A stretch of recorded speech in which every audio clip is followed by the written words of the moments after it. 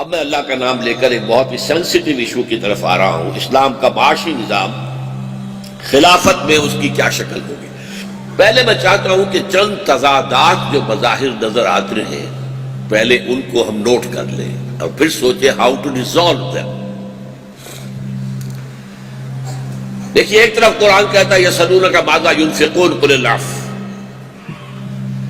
اے نبی یہ آپ سے پوچھتے ہیں کتنا خرچ کریں اللہ کی راہ میں، کہیے جو بھی ضرورت سے زائد دے ڈالو، ڈونٹ ریٹین اینی تھنگ۔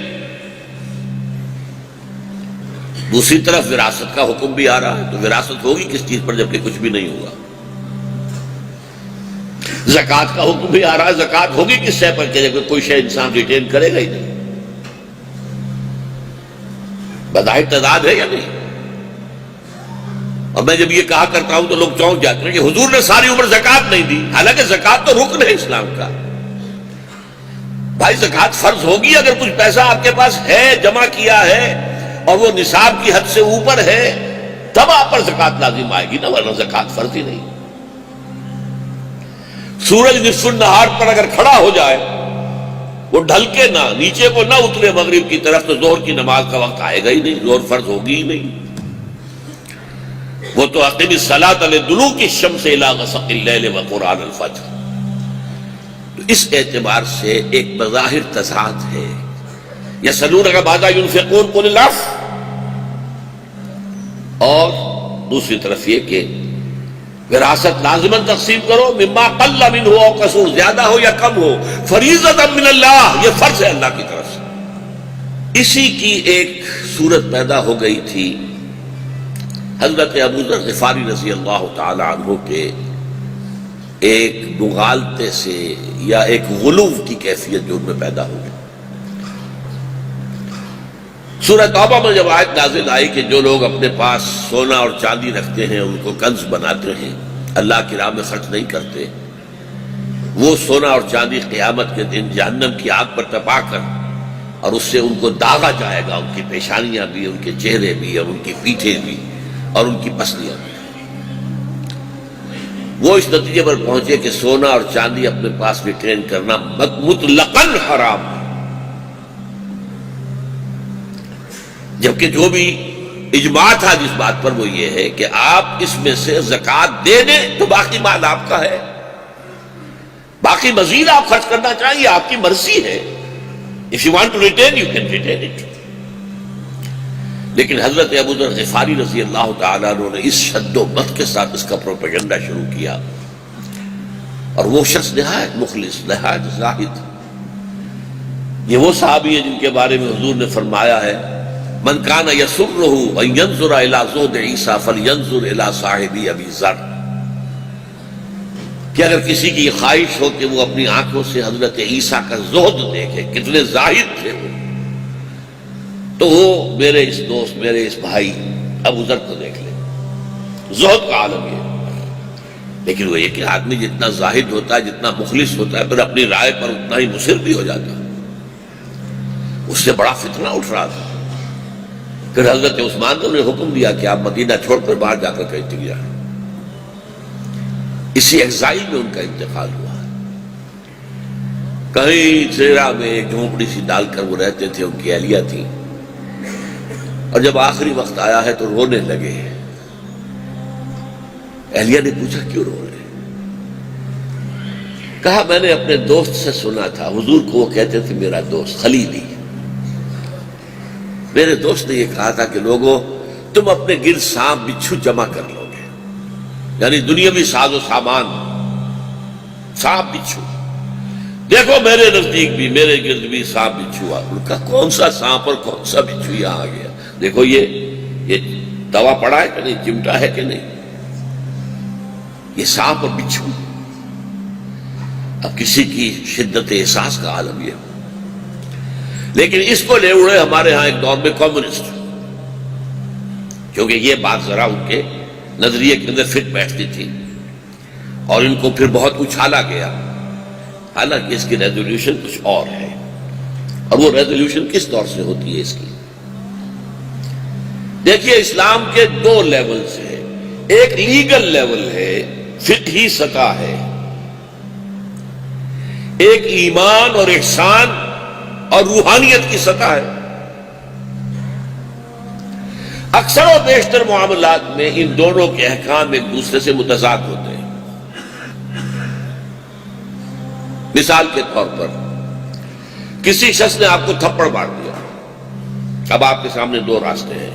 دو راستے اس صورت میں کہ آپ اس کو جوابی تھپڑ رسید کرنے کی طاقت رکھتے ہوں، ورنہ تو تیرے درویش بڑھ جانے درویش، آپ میں طاقت ہی نہیں ہے تو کیا کریں گے. لیکن اگر طاقت ہے تو دو راستے ہیں، چاہے تو معاف کر دیں اور چاہے تو بدلہ نہیں.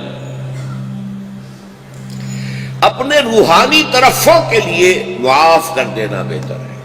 آپ معاف کریں گے تو جو روحانی خوشی ہوگی آپ کو اور ترفع ہوگا اور اونچائی اور بلندی آپ حاصل کریں گے، یہ سب کے نزدیک بالکل واضح سی بات ہے. اور دوسری طرف معاشرے کی بہتری کا تقاضا ہے کہ بدلہ لو، سزا دو اسے، ورنہ اس کی ہمت بنے گی. آج اس نے تمہیں تھپڑ مارا، کل کسی اور کو مارے گا. نپتی ایول ان دی بٹ. اب قرآن میں آپ کو یہ دونوں چیزیں مل جائیں گی. ایک طرف عفو والعافین عن الناس، وَإِن تَعْفُوا وَتَصْفَحُوا وَتَغْفِرُوا، تین لفظ. اگر تم معاف کر دیا کرو اور چشم پوشی سے کام لو اور ڈھانک دیا کرو گناہوں کو یا خطاؤں کو یا زیادتیوں کو، فَإِنَّ اللَّهَ غَفُورٌ رَحِيمٌ، تو اللہ بھی تو غفور اور رحیم ہے کہ نہیں؟ تم اپنے گناہوں کی مغفرت اس سے چاہتے ہو تو تم بھی تو لوگوں کو معاف کیا کرو. ایک طرف یہ ہے فَإِن تَعْفُوا فَهُوَ خَيْرٌ لَكُمْ، اگر تم معاف کر دو یہ تمہارے لیے بہتر ہے. لیکن وَلَكُمْ فِي الْقِصَاصِ حَيَاةٌ يَا أُولِي الْأَلْبَابِ، اے ہوش مندو، قصاص میں زندگی ہے. آپ کا تمدن کا نظام، آپ کی معاشرت کا نظام یہ تو درم برم ہو جائے گا اگر قصاص نہ ہو، اگر سزا نہ ہو. جرائم پھیلتے چلے جائیں گے. تو ایک ہے روحانی ترقی، اس کے لیے عفو، وَإِن تَعْفُوا فَهُوَ خَيْرٌ لَكُمْ. ایک ہے معاشرے کی ضرورت، اس کی مصلحت، وَلَكُمْ فِي الْقِصَاصِ حَيَاةٌ يَا أُولِي الْأَلْبَابِ. یہ ہے اصل میں کہ جس سے ریزالو ہوتا ہے کہ ایک قانونی سطح ہے. قانونی سطح پر یہ ہے آپ نے کچھ ریٹین کیا ہے اپنے پاس، وہ ایک خاص حد تک آ گیا، زکوٰۃ دے دیجئے، باقی آپ کا ہے، یو کین ریٹین اٹ. مزید آپ خرچ کرنا چاہیں اپنی مرضی سے خرچ کریں، لازم نہیں. یہ قانونی سطح ہے. یہ جو کچھ رہے گا تمہارے پاس، اس پر وراثت کے احکام کا بھی اطلاق ہو جائے گا. روحانی سطح کیا ہے؟ Don't retain anything. سب کچھ اللہ کے ہاں جمع کراؤ. یہاں کیوں جمع کرتے ہو؟ کس قدر پیارا جملہ ہے حضرت عیسیٰ کا سرمن آف دی ماؤنٹ میں، پہاڑی کا واز. دیکھو اپنا مال زمین پہ جمع نہ کرو جہاں کیڑا بھی خراب کرتا ہے، چوری بھی ہوتی ہے، ڈاکہ بھی پڑتا ہے. اپنا مال آسمان پر جمع کرو جہاں نہ کیڑا خراب کرے، نہ چوری ہو سکے، نہ ڈاکے کا اندیشہ ہو. اور میں تم سے سچ کہتا ہوں، جہاں تمہارا مال ہوگا وہی تمہارا دل بھی ہوگا. یہاں جمع کرو گے دل اٹکا رہے گا. یہاں زبردستی ہی فرشتے کھینچیں گے آپ کی جان، آپ جانے کو تیار نہیں ہوں گے یہاں سے. دل تو یہاں لگا ہوا ہے، مال یہاں ہے. اور اگر مال وہاں جمع کیا ہے تو آپ موت کے فرشتے کو خوش آمدید کہیں گے. یہ تمہید ہے اس بات کی کہ اسلام کے معاشی نظام دو ہے. جب تک اس بنیادی نقطے کو آپ نہیں سمجھ لیں گے، اسلام کا معاشی نظام قطعاً سمجھ میں نہیں آئے. ایمان کی سطح پر احسان یہ ایمان سے بلند منزل ہے احسان. آپ نے پڑھا ہوگا حضرت جبرائیل جب آئے تھے حدیث جبریل میں، اخبرنی عن الاسلام، اخبرنی عن الایمان، اخبرنی عن الاحسان. بلند ترین منزل ہے. اور عام فہم میں روحانی تقاضا کیا ہے، اس لیول پر اسلام کا نظام معاشی 4 فنڈامنٹل کارڈینل پرنسپل پر مبنی ہے. Negation of all human ownership. کوئی شخص کسی شے کا مالک نہیں. للہ ما فی السماوات و ما فی الارض، جو کچھ ہے اللہ کا ہے، آسمانوں میں جو ہے زمین میں ہے، تمہارے پاس امانت ہے،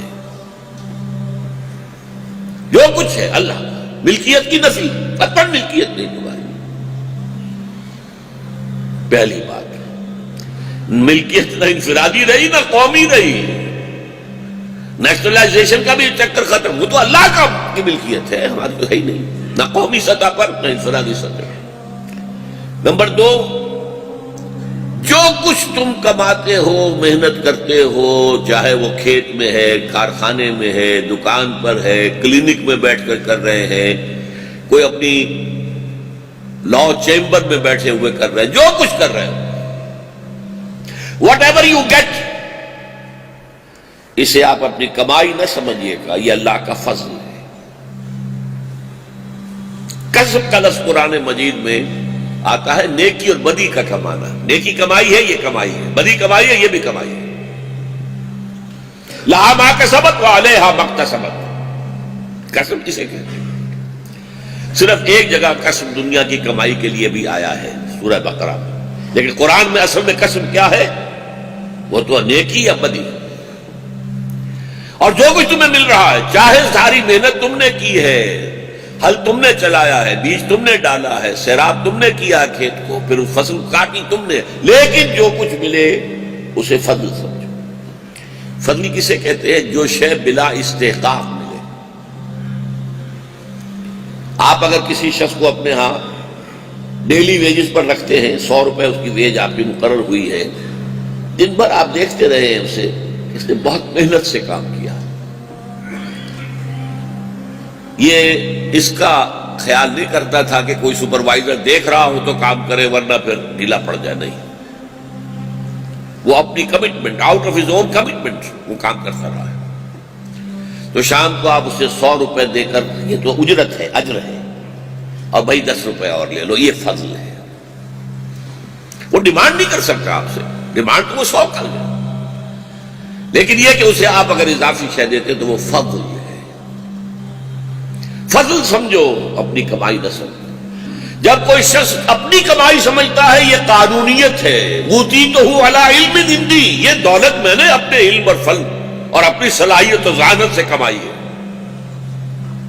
یہ کفر ہے۔ جو کچھ ہے اللہ تو نے دیا ہے، میرا کچھ قسم نہیں اس میں، فضل۔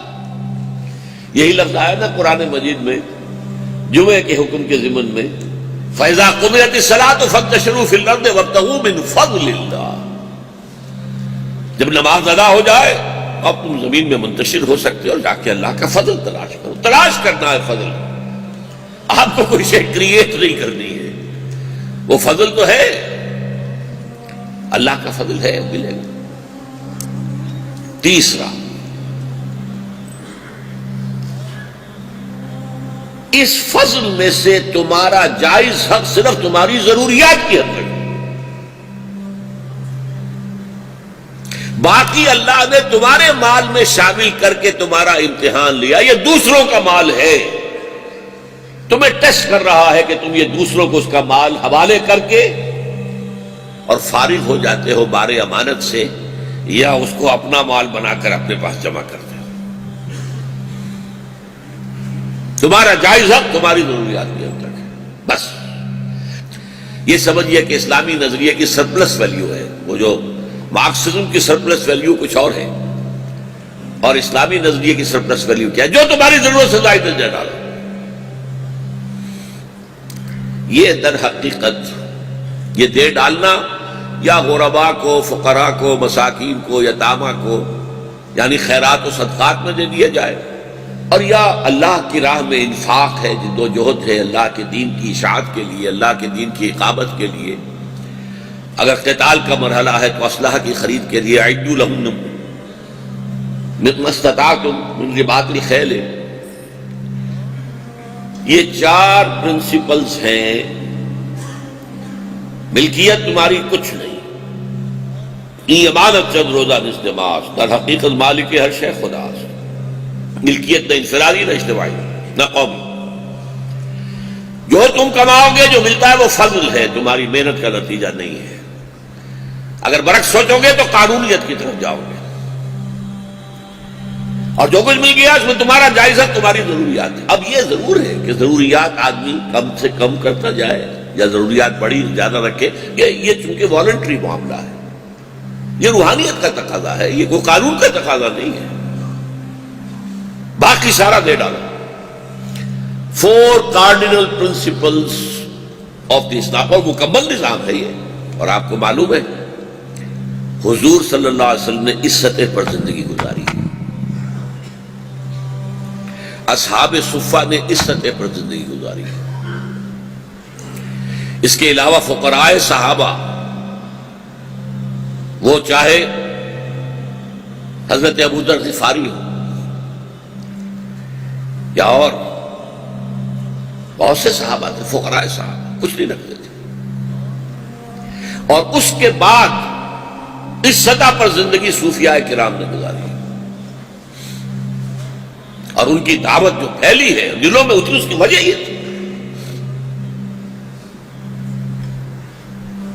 یہ ہے پہلا نظام اسلام کا، اور اس کے بارے میں ایک بات نوٹ کر لیجئے، اسلامی معاشرے میں جب تک یہ لوگ اس قسم کے لوگ ہوں گے، مائنیوٹ مائنورٹی، بہت کم لوگ ہوں گے، یہ عام لوگوں کے لیے نہیں ہے، جو روحانی سطح سے وہاں تک پہنچ گئے ہوں، جو احسان کے لیول تک پہنچ گئے ہوں، جن کا ایمان اس گہرائی تک پہنچ گیا، ان کے لیے تو یہ معاملہ، لیکن یہ معاملہ پیس میکر بن جاتا ہے سوسائٹی کے اندر، مورلز کا، ویلیوز کا۔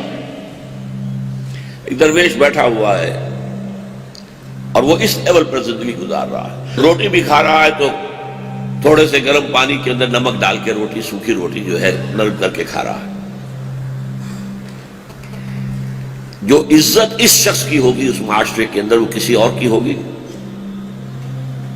یہ دلوں پر حکومت کرے گا، جو دلوں کو فتح کر دے وہی فاتح زمانہ۔ حضرت نظام الدین اولیاء رحمۃ اللہ علیہ کے زمانے میں 6 بادشاہ تخت دہلی پر بیٹھے، کسی کو اپنے ہاں حاضر ہونے کی اجازت نہیں دی، اس کے دربار میں جانا تو بہت دور کی بات ہے۔ ایک نے کہا میں تو آ جاؤں گا، آپ نہیں روک سکتے، آپ کا دروازہ کھلا ہوا ہے۔ دوسرے لوگ آ کے میں بھی آ جاؤں۔ فرمایا فقیر نے اپنے گھر کے 2 دروازے رکھے ہیں، اگر بادشاہ ایک دروازے سے آئے گا، فقیر دوسرے سے نکل جائے گا۔ اب بتائیے ان کی کیا عظمت لوگوں کے دلوں میں ہوگی۔ پانی پت کے ایک بہت بڑے صوفی کو نواب امیر محمد خان آف ٹونک کئی گاؤں کا ایک وثیقہ بھیج دیتے ہیں کہ یہ گاؤں ہم نے آپ کی خانقاہ کے لیے وقف کر دیے، تاکہ آپ کی خانقاہ کے اندر جو لوگ آئیں ٹھہریں ان کے لیے کھانے پینے کا بندوبست ہو جائے۔ وہ جو وثیقہ آیا تھا اسی کی پشت پر شعر لکھ دیا فارسی کا، ما آبرو فقرو قناعت نہ باختیم، بابیر خان بگوئے کہ روزی مقدر است، ہم اپنے فقر اور درویشی کی عزت بیچنے کو تیار نہیں۔ جاؤ کہہ دو میر خان سے، امیر خان والی ٹونک، کہہ دو کہ ہماری روزی مقدر ہے اللہ کی طرف سے، ہمیں کسی جاگیر کی ضرورت نہیں۔ یہ لوگ معاشرے کے اندر اخلاق کے ایک ایسے مینار بن جاتے ہیں کہ جس سے لوگوں کے اندر پھر وہ تڑپ پیدا ہوتی ہے۔ عزت دولت کی نہیں ہے، عزت اس کی ہے۔ آج ہمارے ہاں کیا ہے، فساد کا سب سے بڑا سبب کیا ہے؟ معلوم ہے کہ یہ سمگلر ہے، دولت اس کی سمگلنگ کی ہے، یہ ہیروئن کا ہے، اور یہ ہیروئن پھر بھی عزت اسی کی ہوگی۔ اس کا مکان دیکھ کر، کوٹھی دیکھ کر، محل دیکھ کر ایک دفعہ جو ہے دل تھوڑا سا تو مرعوب ہو ہی جائے گا۔ اس سے ہے معاشرے کے اندر پستی سے پستی، پستی سے پستی۔ تو یہ جو نظام ہے اس کو میں کہہ رہا ہوں highest and purest form of voluntary socialism. Voluntary ہے، اس میں جبر نہیں ہے۔ جس شخص کو آخرت کا اتنا یقین ہو گیا ہے کہ وہ سمجھتا ہے اصل زندگی وہ ہے، تو وہی کے لیے بھیج دو نا، یہاں کائے کو رکھنا ہے؟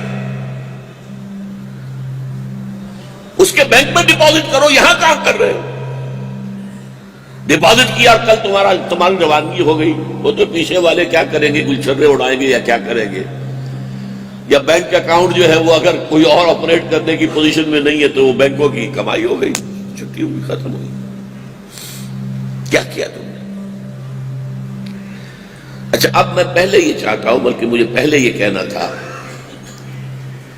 کہ معاشی نظام کے ضمن میں ہمیں سب سے پہلے جو دو معاشی نظام جن سے ہم واقف ہیں ان کا ایک کمپیریزن کر لینا چاہیے۔ اگرچہ اب کمیونزم مر گیا، لیکن میرے نزدیک وہ مرا نہیں ہے، دوبارہ ابھرے گا اور بڑی شدت سے ابھرے گا۔ وہ ایک رد عمل تھا سرمایہ داری کے خلاف، اب سرمایہ داری جو ہے ننگا ناچ رہی ہے اور گلوبل ہو رہی ہے، گلوبلائزیشن۔ تو یہ ہو نہیں سکتا کہ ری ایکشن پیدا نہ ہو۔ جو کچھ ہوا ہے سیاٹل میں، اور جو کچھ ہوا ہے ڈیووس میں، اور جو کچھ ہوا ہے واشنگٹن میں، اور جو کچھ ہوا ہے لیٹن امریکہ کے ایک مقام پر، یہ سارا ری ایکشن جو ہو رہا ہے، یہ ننگی سرمایہ داری، یہ گلوبل سرمایہ داری، یہ ملٹی نیشنلز، ان کی حکومت، اس کا رد عمل تو ہوگا۔ لیکن بہرحال اس وقت جو ہے دو اکانومیز تھی جن کے درمیان نصف صدی تک کولڈ وار جاری رہی، اور جب U S S R dissolve ہو گیا تو امریکی مفکرین نے جو ہے بغلیں بجائیں، ثابت ہو گیا ہمارا نظام ٹھیک ہے، دیکھ لو وہ لاش پڑی ہوئی ہے، وہ کمیونزم کی لاش بے گور و کفن پڑی ہوئی ہے، اور وہ روس سربسجود ہے ہمارے سامنے، پیسہ مانگ رہا ہے، بھیک مانگ رہا ہے۔ فوکویاما نے کتاب لکھی اینڈ آف ہسٹری، تاریخ انسانی اپنی ارتقاء کی آخری منزل تک پہنچ گئی، اب کوئی بہتر نظام نہیں ہے، کوئی نہیں آئے گا، کوئی چیلنج نہیں کر سکے گا اس نظام کو۔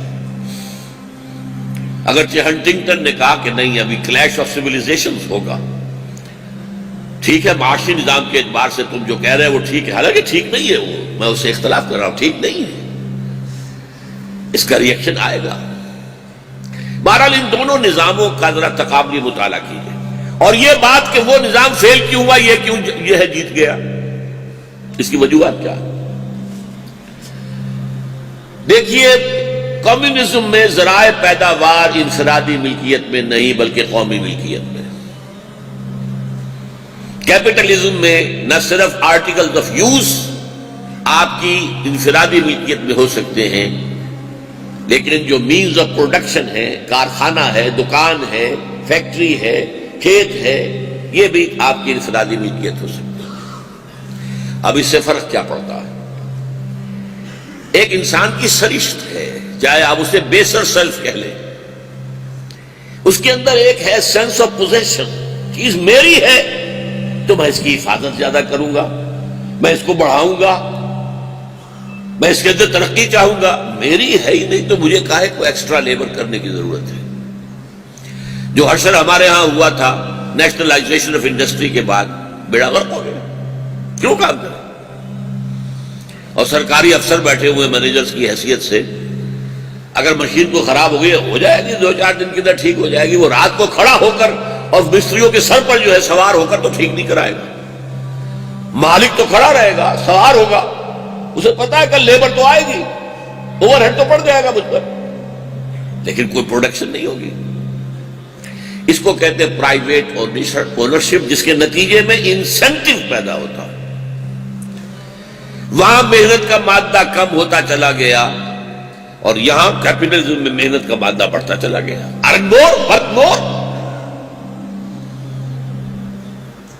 نتیجہ کیا ہوا؟ وہاں پیداوار کم ہو گئی، یہاں پیداوار بڑھ گئی۔ امریکہ کا ویٹ گروئنگ ایریا جو ہے وہ بہت کم تھا روس کے مقابلے میں، پھر بھی امریکہ ایکسپورٹ کرتا تھا ویٹ اور رشیا امپورٹ کرتا تھا۔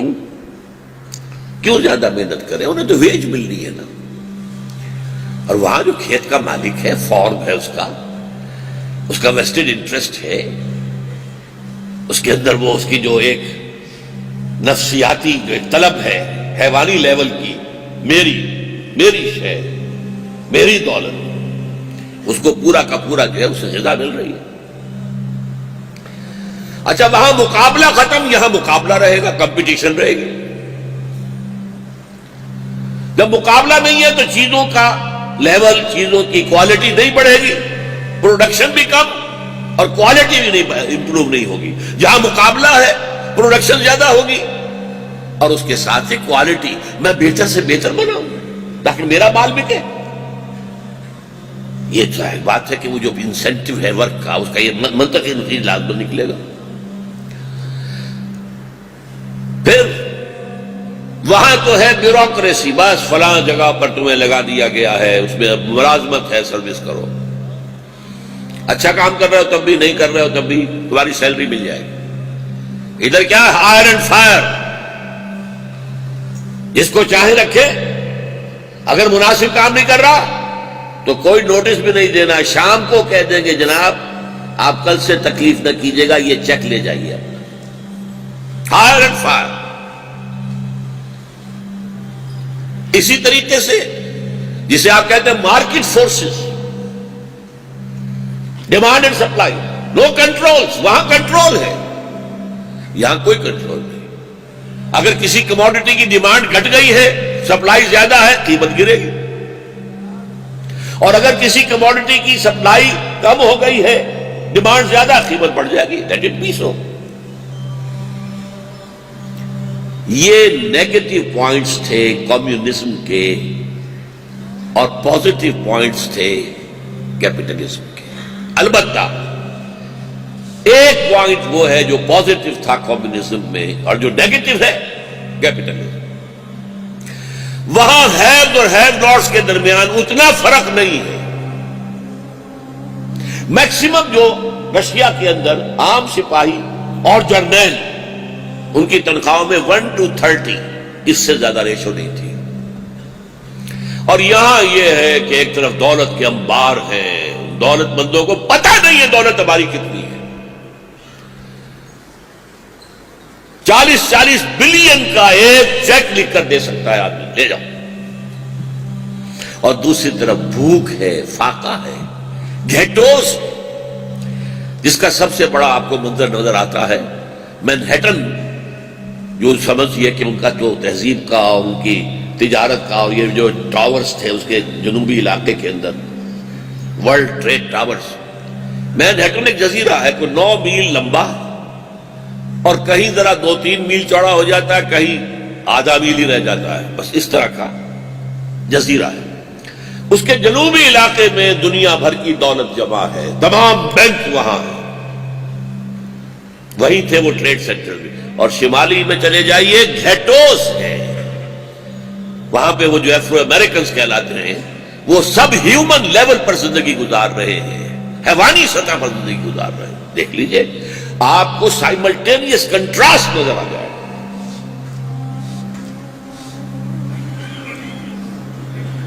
سرمایہ دارانہ نظام بھی ایک کام بہرحال کرتا ہے، کچھ عرصے کے بعد اس نے اس کا تجربہ حاصل کر لیا۔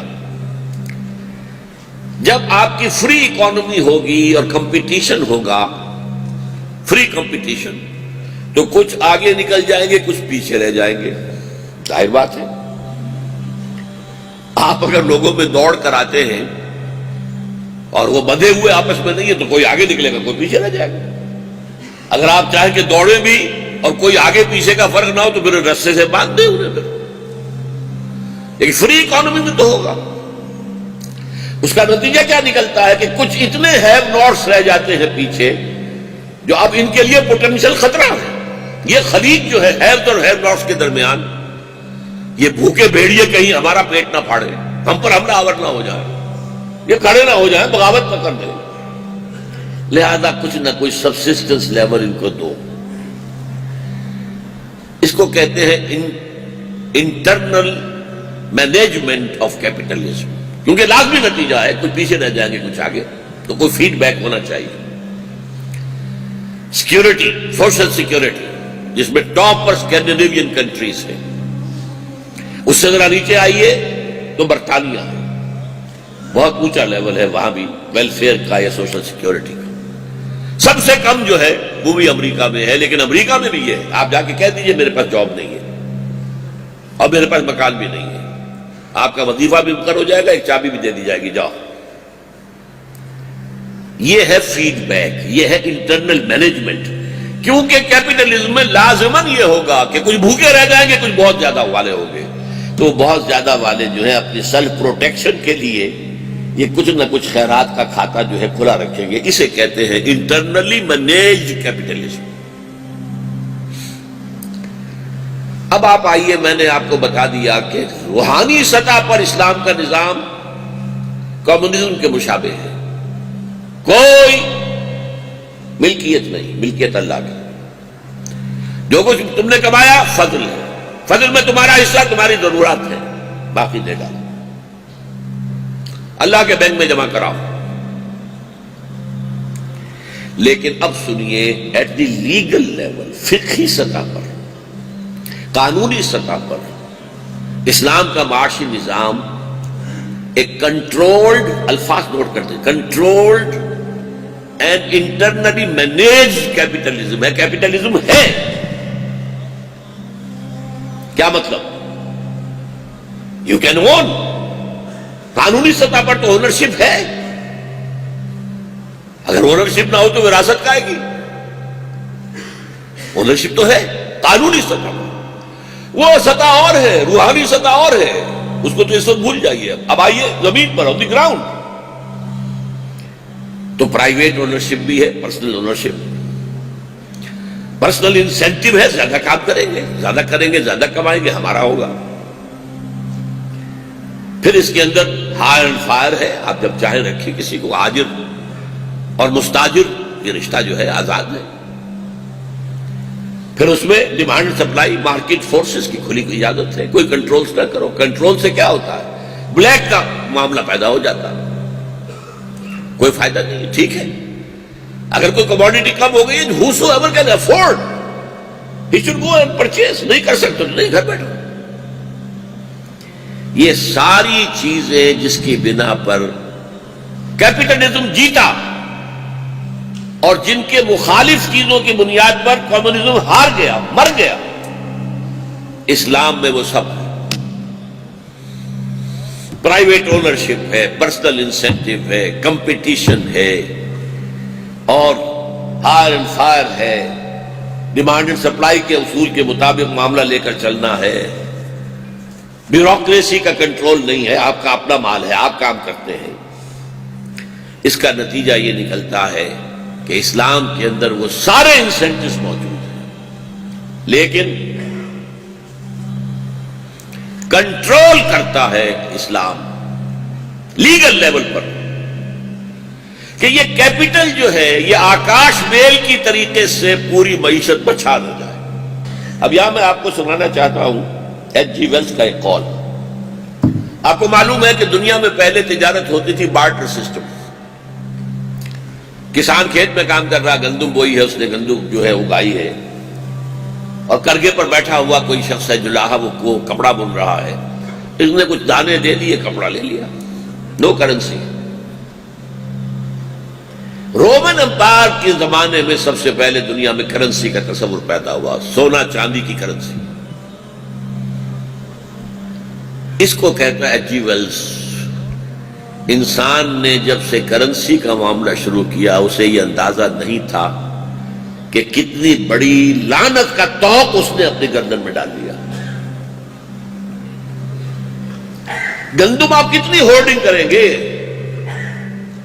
لیکن یہ سونا ہے ایک سیر، یہ اتنے 1000 من گندم کے برابر، اس کو آپ اپنے ہاتھ رکھیے اپنی تجوری کے اندر، جب چاہے ریلیز کریں، جتنا چاہے خرید لیں، قیمت بڑھ جائے گی، جب ہاتھ روک لیں گے قیمت گر جائے گی۔ You can manipulate the market جب آپ کرنسی کو اپنے پاس رکھ سکتے ہیں۔ تو ایک لعنت کا طوق تھا جو نوع انسانی نے اپنی گردن میں ڈالا ہے۔ یہ دیو جو ہے، یہ جن ہے، capital, you have to change it, اسے بوتل میں بند رکھو۔ یہ ہے اصل جو چیز کہ اسلام کی کنٹریبیوشن ہے، کیپٹلزم۔ اس میں سرمایہ کاری تو ہو، سرمایہ داری نہ ہو، نو کنسنٹریشن آف ویلتھ، ہیوز اور ہیو ناٹس کے درمیان بہت فاصلہ نہ ہو۔ اس کا جو ماسٹر سٹروک ہے ربا حرام. کاروبار کرو جائز طریقے سے کرو، ربا کے بغیر کرو. ربا کیا ہے؟ صرف پیسہ پیسے کو کھینچے وداؤٹ اینی لیبر. آپ کو معلوم ہے کاروبار کوئی بھی ہوتا ہے اس میں کیپٹل چاہیے، لیبر چاہیے، اور پھر چانس بھی ہوتا ہے. کسی وقت حالات ایسے ہوتے ہیں کہ وہی اماؤنٹ آف لیبر اور وہی اماؤنٹ آف کیپٹل آپ کو زیادہ پروڈکٹس دے دیتی ہے، کبھی کم ہوتا. 3 فیکٹرز رہیں گے ہمیشہ. لیکن اگر باقی دونوں فیکٹرز کو آپ ختم کر دیں اور صرف پیسہ پیسہ کماتا رہے، یہ ورسٹ لعنت ہے دنیا کی، اور یہ شریعت کے نزدیک حرام ترین ہے. گھڑی چل رہی ہے، گھڑی کے ٹک ٹک کے ساتھ اس کا پیسہ تو بڑھ رہا ہے، ہر ٹک ٹک کے ساتھ. جو پیسہ لے کر گیا ہے اس کو پتہ نہیں نفع ہو رہا ہے کہ نقصان ہو رہا ہے. اس کو کوئی غرض نہیں. مجھے تمہارے نقصان سے کوئی غرض نہیں، مجھے تو نفع چاہیے، اور نفع بھی ایک خاص جو اس کی شرح ہے اس پر چاہیے. یہ ہے جس کو ماسٹر سٹروک کہہ رہا ہوں میں، یہ اللہ ہی دے سکتا تھا. حرام، اور حرام بھی کتنا. دیکھیے عقیدے میں جس قدر بڑی شے ناقابل معافی شرک ہے، عمل میں اتنی ہی بڑی شے سود ہے.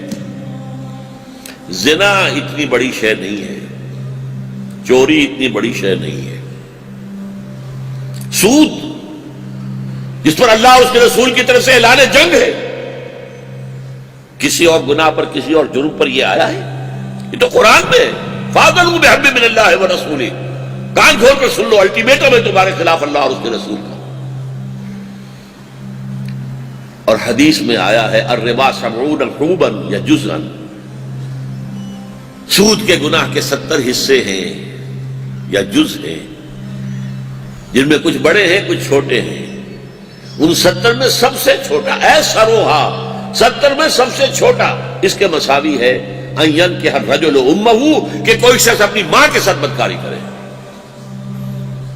اب ریشو پروپورشن آپ بنا لیجیے، آپ کے نزدیک زنا کتنی بہت بڑی بری شے ہے. پھر زنا نہیں، ماں کے ساتھ زنا، اور پھر یہ سب سے چھوٹا حصہ ہے 70 میں سے. This is the master stroke of Islamic economics. ربا حرام. محنت کرو، پیسہ بھی ہو تمہارا، جدوجہد کرو، اکیلے کرو، مل کر کرو، شراکت کر لو.